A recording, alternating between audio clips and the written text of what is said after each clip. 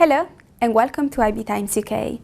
This week we spoke with Phil Clark, reader in international politics at Soas University, on the state of human rights in the Democratic Republic of Congo as the country is to hold presidential election in 2016. So what we've seen in the last 10 or 15 years is really large-scale human rights violations against protesters against the government, against everyday civilians, against particular ethnic groups who are seen to oppose those in power. And Congo is also a state where there are very weak institutions that are set up to typically protect human rights. So the judicial system is still quite weak. Some of the worst violations in Congo in the last 10 or 15 years have, of course, happened in the east of the country. We've seen millions of people killed, the same number of people have been displaced, and much of that violence has been carried out both by the Congolese army, but also by a very wide range of rebel groups.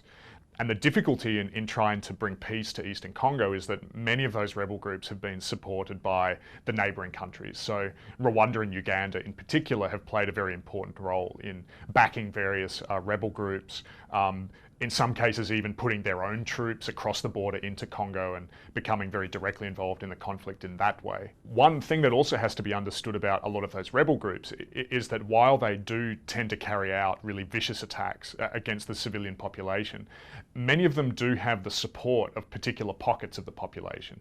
So some ethnic groups will support particular rebel groups.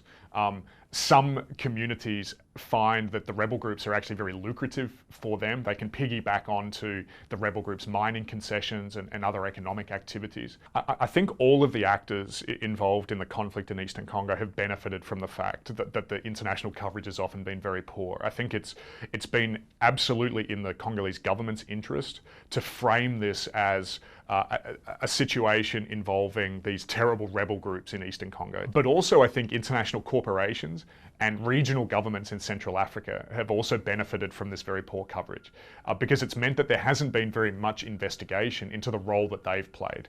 So what we need in Congo is firstly the international press to pay a lot more attention to this country because it is important in and of itself, but it has big repercussions for all of Africa and for international donors as well.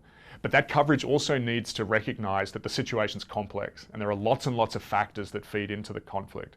And the media could play a really important role, especially in terms of informing the UN and international policymakers about why this conflict is happening. The 2016 election could represent the first democratic transition of power after decades of war, political instability, and human rights abuses committed by militant groups as well as government troops. However, incumbent President Joseph Kabila has been accused of trying to amend the constitution to hold on to power. There's already a huge amount of anger in Congo at the possibility that this election could be postponed. This shows that the population is, I guess, suspicious of Kabila, that they think that he's got very negative motivations and that he may be delaying the elections to try and stay in power as long as possible and to buy him enough time to change the constitution to be able to run again. I think that's the suspicion of a lot of Congolese. But this coming election, if it is held in 2016, is the first time in a long time that we've seen an attempt at a much more coherent opposition. And in the last few weeks, we've seen Moise Katumbi, who used to be the governor of Katanga province, which is actually Kabila's old province.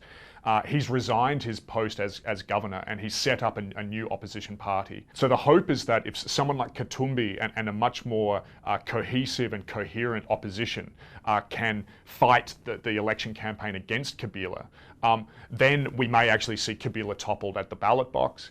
And there's the hope that Katumbi and his coalition might be able to build a much more effective government than Kabila has put in place.